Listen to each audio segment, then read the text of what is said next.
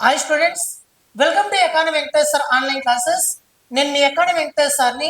ఈరోజు అనగా ఏప్రిల్ 13, 2026న వార్తలు నిలిచినటువంటి కరెంట్ అఫైర్స్ అంశాలు కనుక మనం ఒకసారి పరిశీలిస్తే, ఇది నేను 12వ తారీఖున 12 మరియు 13 తారీఖుల వార్తలు నిలిచినటువంటి కరెంట్ అఫైర్స్ అంశాలను నేను ఇక్కడ కవర్ చేస్తున్నాను.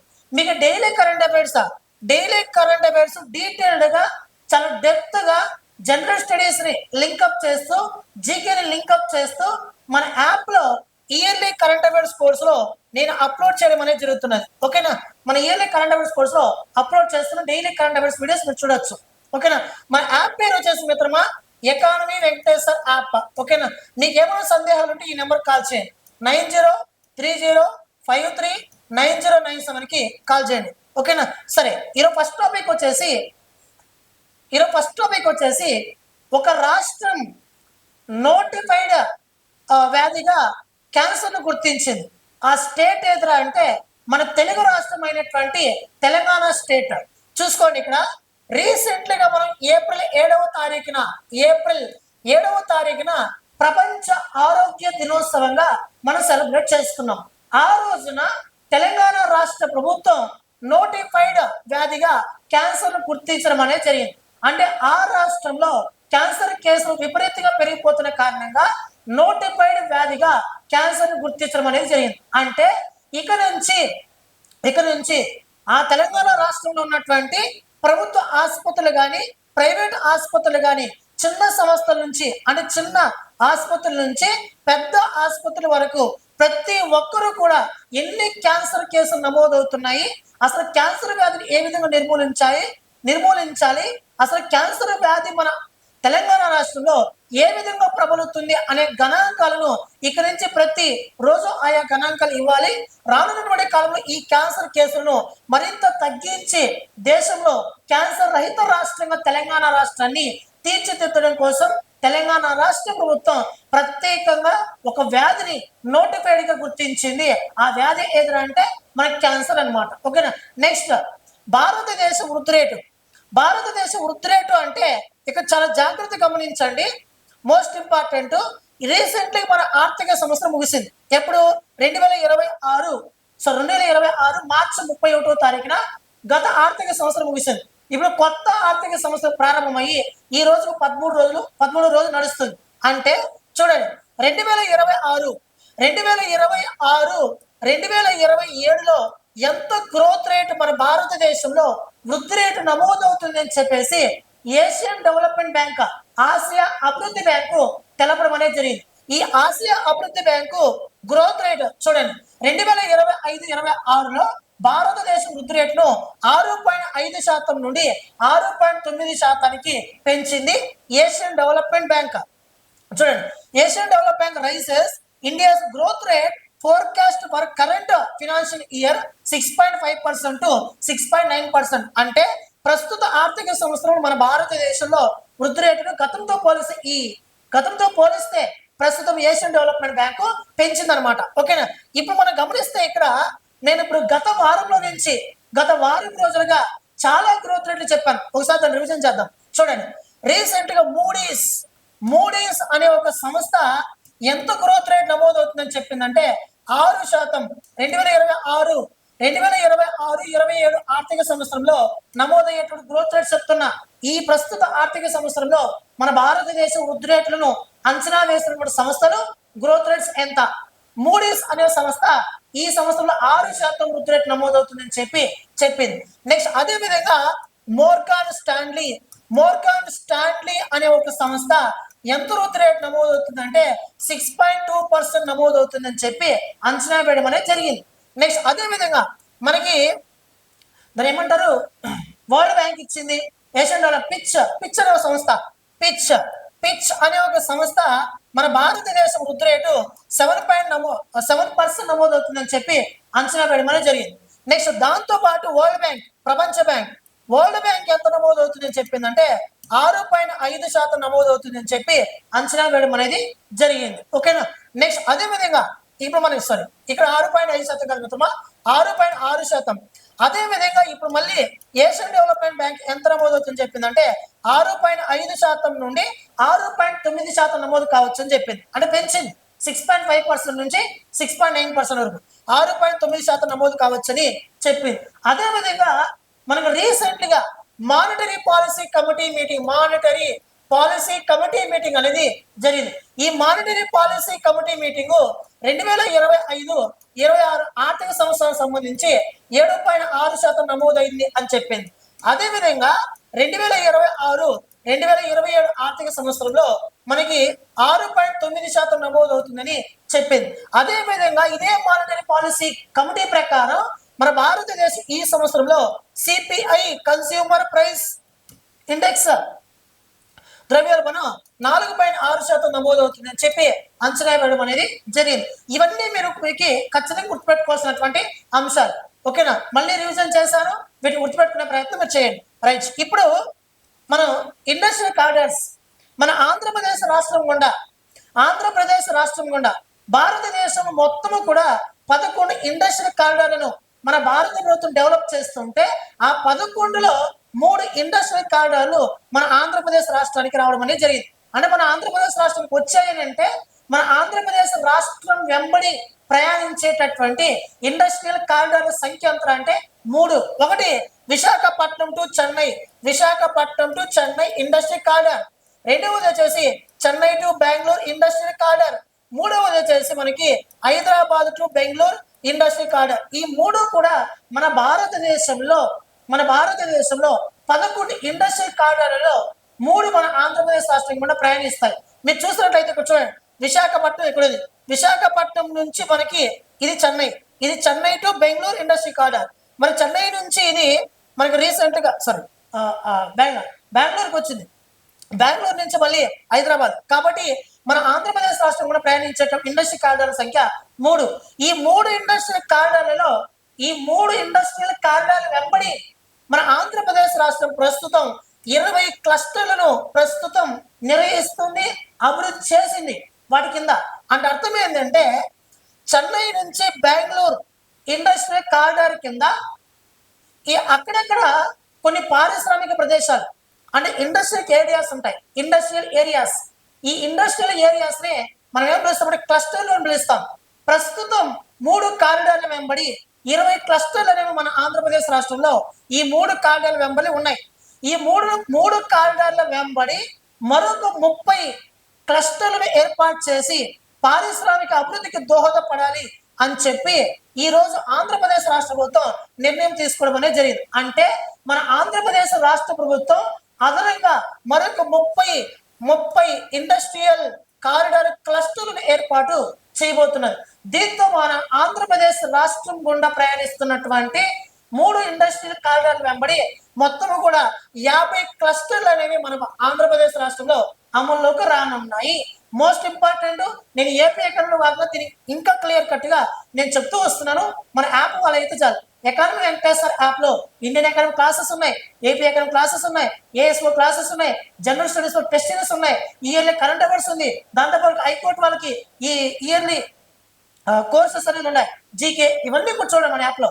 ఓకేనా, రైట్. ఇప్పుడు నెక్స్ట్, ఇప్పుడు ఆ 30 క్లస్టర్లలో ఏ జిల్లాలు ఎన్ని? శ్రీకాకుళంలో 2 ఏర్పాటు చేస్తున్నారు, విశాఖపట్నం 4, కృష్ణాలో 1, గుంటూరులో 1, నెల్లూరులో 3, తిరుపతి 5, చిత్తూరు 5, అనంతపురం 3, సత్యసాయిలో 1, కడప 3, కర్నూలు 1, ప్రకాశం 2. ఓకేనా, ఇవి మన ఆంధ్రప్రదేశ్ రాష్ట్రం కూడా ప్రయాణించేటటువంటి ఇండస్ట్రియల్ కారిడార్ నంబర్ ఏర్పాటు చేసే క్లస్టర్. నెక్స్ట్ 4 చిరుత పిల్లలకు జన్మనిచ్చినటువంటి మన భారతదేశంలో జన్మించిన చీత. యాక్చువల్గా మన భారతదేశం నమీబియా కంట్రీ నుంచి, సౌత్ ఆఫ్రికా కంట్రీ నుంచి, దాంతోపాటు బోట్స్వానా కంట్రీ నుంచి చీతాస్ను తీసుకొచ్చి మన భారతదేశం చీతా అనే పాపులేషన్ పెంచడానికి మన భారత ప్రభుత్వం ప్రయత్నం చేస్తుంది. అయితే మన భారతదేశంలో ప్రాజెక్టు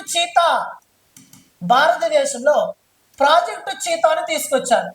ఈ ప్రాజెక్టు చీతాను తీసుకొచ్చిన తర్వాత మన భారతదేశంలో చిరుతలను మరింత పెంచడానికి, ఈ చీతాస్ను మరింత పెంచడానికి, అంటే పాపులేషన్ చిరుత యొక్క జనాభాని మరింత పెంచడం కోసం మన భారత ప్రభుత్వం ప్రయత్నం చేస్తున్నది. దీంట్లో భాగంగా 2022 సంవత్సరంలో మన భారత ప్రభుత్వం నమీబియా కంట్రీ నుంచి నమీబియా దేశం నుండి మొత్తం 8 చీతాసులు తీసుకురావడం అనేది జరిగింది. ఎన్ని చీతాసు? 8 చీతాసులు తీసుకురావడం అనేది జరిగింది. తీసుకొచ్చి 2022 సెప్టెంబర్ 17వ తారీఖున నరేంద్ర మోడీ జన్మదిన సందర్భంగా మధ్యప్రదేశ్ రాష్ట్రంలోని కునో నేషనల్ పార్క్, దాని పేరేందమ్మా? కునో నేషనల్ పార్క్ లో ఈ 8 చీతాసును వదలడం అనేది జరిగింది. ఓకేనా? అయితే మనం ఒకసారి పరిశీలిస్తే ఫస్ట్ ఏమో నమీబియా కంట్రీ నుంచి 8 చీతాసును తీసుకొచ్చింది. తర్వాత 2023 జనవరి మాసంలో మరొక 12 చీతాసును తీసుకురావడం అనేది జరిగింది. మళ్ళీ రీసెంట్లీగా 2026 ఫిబ్రవరి మాసంలో బోట్స్వానా కంట్రీ నుంచి మరొక 9 చీతాసులు తీసుకోవడం అనేది జరిగింది. ఓకేనా?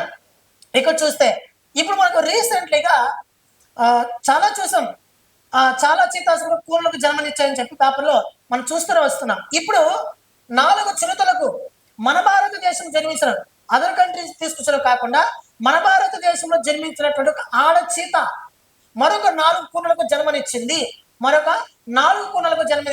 ఓకేనా? ఆ 4 కూనలతో మొత్తం మన భారతదేశంలో ఇప్పుడు చీతా సంఖ్య 57కు చేరుకున్నవి. ఎంత చేరుకున్నవి? 57కు చేరుకోవడం అనేది జరిగింది. మోస్ట్ ఇంపార్టెంట్, చాలా ఇంపార్టెంట్, ఖచ్చితంగా క్వశ్చన్ పడేటటువంటి ఒక ఏరియా. ఓకేనా? రైట్. నెక్స్ట్ ఆసియాలోని అతిపెద్ద టర్బో జనరేటర్లను ఏర్పాటు చేయబోతున్నారు మన ఆంధ్రప్రదేశ్ రాష్ట్రంలో ఒక ప్రాజెక్ట్ లో. అది ఏ ప్రాజెక్ట్ అంటే పోలవరం ప్రాజెక్ట్. ఇక్కడ చూస్తే ఫస్ట్ మనం హిస్టరీ చూసుకుందాం. ఇక్కడ పోలవరం ప్రాజెక్ట్, ఈ పోలవరం ప్రాజెక్ట్ అనేది ప్రస్తుతం ఎక్కడ ఉందనేసి అంటే మనకి పశ్చిమ గోదావరి జిల్లా, ప్రస్తుతం ఏలూరు జిల్లా, గతంలో పశ్చిమ గోదావరి జిల్లా, ప్రస్తుతం ఏలూరు జిల్లా, పోలవరం మండలం రామయ్యపేట అనే ఒక గ్రామంలో ఈ పోలవరం ప్రాజెక్టు ఏర్పాటు చేయబోతున్నారు. గోదావరి నది పైన. ఏ నది పైన? గోదావరి నది పైన ఏర్పాటు చేయబోతున్నారు. ఈ పోలవరం ప్రాజెక్ట్ అనేది one of the national project అంటే ఇది ఒక జాతీయ ప్రాజెక్ట్. మరి ఈ యొక్క జాతీయ ప్రాజెక్టును ఎలా చెప్పగలుగుతామంటే ఆంధ్రప్రదేశ్ పునర్వ్యవస్థీకరణ చట్టం అంటే ఆంధ్రప్రదేశ్ రీఆర్గనైజేషన్ యాక్ట్ 2014 లో సెక్షన్ నంబర్ 90. ఎన్నిసార్లు ఎగ్జామ్ అడిగాడంటే అన్నిసార్లు అడిగాడు. సెక్షన్ నంబర్ 90 ఆంధ్రప్రదేశ్ పునర్వ్యవస్థీకరణ చట్టంలో సెక్షన్ నంబర్ 90 ప్రకారం మన ఆంధ్రప్రదేశ్ రాష్ట్ర పునర్వ్యవస్థీకరణ చట్టంలో సెక్షన్ నంబర్ 90 ప్రకారం పోలవరం ప్రాజెక్ట్ ని ఒక నేషనల్ ప్రాజెక్ట్ గా ప్రకటించింది కేంద్ర ప్రభుత్వం.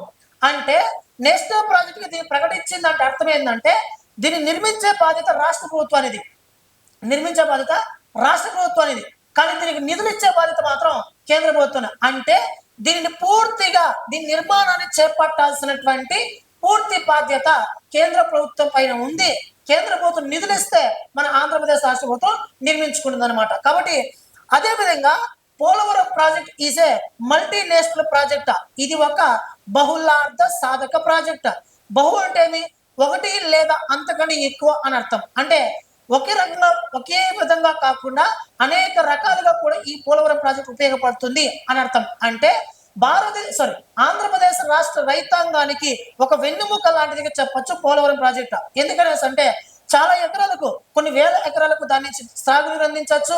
వైజాగ్ స్టీల్ ప్లాంట్ కి మనం ఇప్పుడు కూడా పోలవరం ప్రాజెక్ట్ నుండే మనం నీరు అందిస్తున్నాం. అదే విధంగా మన ఆంధ్రప్రదేశ్ రాష్ట్రంలో ఉన్నటువంటి ప్రాజెక్టులోకెల్లా ఇది అతిపెద్ద ప్రాజెక్టు. అసలు మన ఆంధ్రప్రదేశ్ రాష్ట్ర రైతాంగానికి ఒక వెన్నుముక, ఒక ప్రాణం లాంటిది పోలవరం ప్రాజెక్టు. ఓకేనా?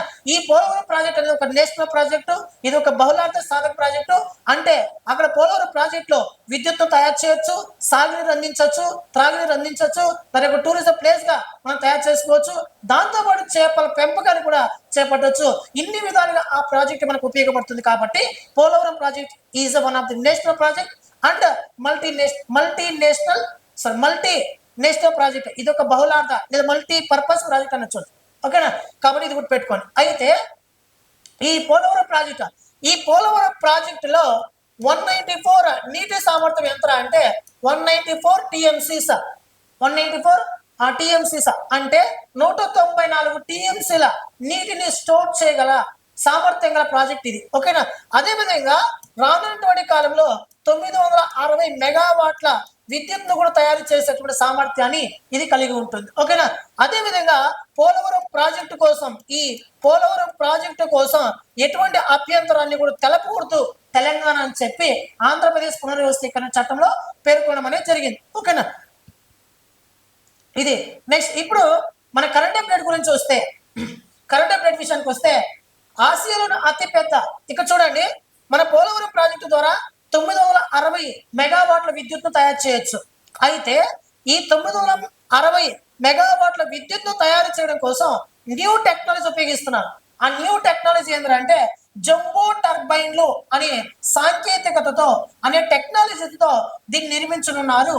ఇది ఆసియాలోనే అతిపెద్ద టర్బో జనరేటర్లు కలిగినటువంటి ప్రాజెక్ట్ గా ఇది వార్త నిలవబోతున్నది. ఓకేనా. అదేంటంటే మనకి పోలవరం ప్రాజెక్ట్. ఓకేనా. నెక్స్ట్, భారతదేశంలో యూపీఐ వ్యవస్థ మన భారతదేశంలో ఆర్బీఐ ఆధ్వర్యంలో పనిచేసేటటువంటి National Payments Corporation of India 2016 April 11వ తారీఖున ఈ యూపీఐ వ్యవస్థను తీసుకొచ్చింది. యూపీఐ వ్యవస్థను మన భారత ప్రభుత్వం తీసుకొచ్చిన తర్వాత రానున్నటువంటి కాలంలో దాని ఏమంటారంటే ఆన్లైన్ ట్రాన్సాక్షన్ మారే అవకాశం ఉంది. ఇప్పుడు చూసుకుంటే మన భారతదేశంలో 2016 ఏప్రిల్ 11వ తారీఖున యూపీఐ వ్యవస్థను తీసుకొస్తే 2026 ఏప్రిల్ 11న ఇది కంప్లీట్ 10 ఇయర్స్ పూర్తి చేసింది. 11వ సంవత్సరం ప్రస్తుతం జరుగుతుంది. అయితే మన భారతదేశంలో యూపీఐ అంటే యూనిఫైడ్ పేమెంట్ ఇంటర్ఫేస్. అదేవిధంగా మన భారతదేశంలో యూపీఐ వ్యవస్థను తీసుకొచ్చినప్పటి నుంచి ఇప్పటి వరకు కూడా అత్యధికంగా యూపీఐ ట్రాన్సాక్షన్స్ ఏ నెలలో జరిగాయంటే 2026 మార్చి మాసంలో జరగడం అనేది జరిగింది. దీంట్లో భాగంగానే 2026 మార్చి మాసంలో 30 లక్షల కోట్ల డిజిటల్ ట్రాన్సాక్షన్స్ జరగడం అనేది జరిగింది. ఓకేనా. చాలా మోస్ట్ ఇంపార్టెంట్, ఖచ్చితంగా క్వశ్చన్ పడేటటువంటి ఏరియా. ఓకేనా. అదేవిధంగా ఈ యూపీఐ ట్రాన్సాక్షన్ అనేది మన భారతదేశంతో పాటు Singapore, Sri Lanka, Malaysia, Mauritius, Chile ఇటువంటి దేశాలు ఎక్కువగా అమల్లో ఉంది. యుఏఈ ఇటువంటి దేశాలు మన భారతదేశం యూపీఐ వ్యవస్థ అమల్లో కొనడం అనేది జరిగింది. నెక్స్ట్, ఇటీవల 5 రాష్ట్రాల ఎన్నికలు జరగడానికి కేంద్ర ఎన్నికల సంఘం మనకి ఎన్నికల నోటిఫికేషన్ విడుదల చేసింది. ఒకటి వచ్చేసి అస్సాం, రెండవది తమిళనాడు, మూడవది వెస్ట్ బెంగాల్, నాలుగవది వచ్చేసి కేరళ, ఐదవది వచ్చేసి పుదుచ్చేరి. ఈ పుదుచ్చేరిలో ఇటీవల ఎన్నికల ఓటింగ్ ముగిసింది. ఈ పుదుచ్చేరిలో ఎన్నికల ఓటింగ్ ముగిసిన తర్వాత అక్కడ ఓటు వేయడానికి వచ్చినటువంటి ఆ బూత్ లోకి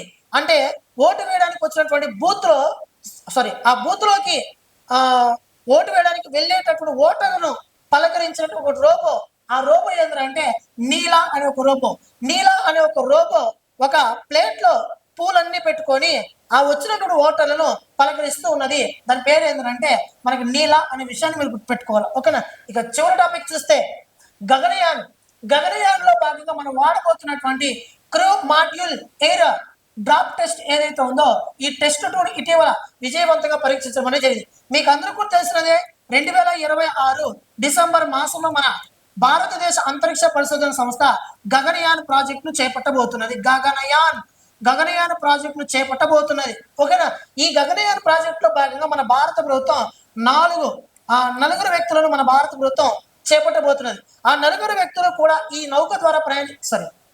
వ్యోమ నౌక ద్వారా ప్రయాణించేటప్పుడు ఒకవేళ గాలి ఏమైనా సమస్య తలెత్తితే ఆ గాలి నుండి సురక్షితంగా వాళ్ళ భూమిపైకి దిగడం కోసం వాడేటటువంటి పారాచూట్ లాంటిది ఏదంటే క్రూ మాడ్యూల్ ఎయిర్ డ్రాఫ్ట్ అన్నమాట. దీనిని ఇటీవల అసలు మనం ఏ విధంగా దిగాలి, ఆ వ్యోమ నౌక నుంచి ఏ విధంగా దిగాలి అనే దానిని పరీక్షించడం కోసం ప్రత్యేకంగా ఒక టెస్ట్ ఇటీవల పూర్తి చేశారు. ఇది రెండవ టెస్ట్ ఇటీవల పూర్తి చేశారు. మరి ఫస్ట్ టెస్ట్ వచ్చేసి 2020 ఆగస్టు 24న విజయవంతంగా పరీక్షించడం అనేది జరిగింది. ఓకేనా. ఇది మిత్రం ఈరోజు వార్తలు ఇచ్చినటువంటి కరెంట్ అఫైర్స్. మనం అకాడమీ వెంకటేశ్వర యాప్ డౌన్లోడ్ చేసుకోండి, మీకు అన్ని క్లాసులు అందుబాటులో ఉన్నాయి. ఓకేనా. థ్యాంక్ యూ మిత్రం, థ్యాంక్ యూ సో మచ్. మరింత వివరంగా మీకు కరెంట్ అఫైర్స్ కావాలంటే మన యాప్లో అమౌంట్ పే చేసి తీసుకోవచ్చు. ఓకేనా. Thank you so much మిత్రం.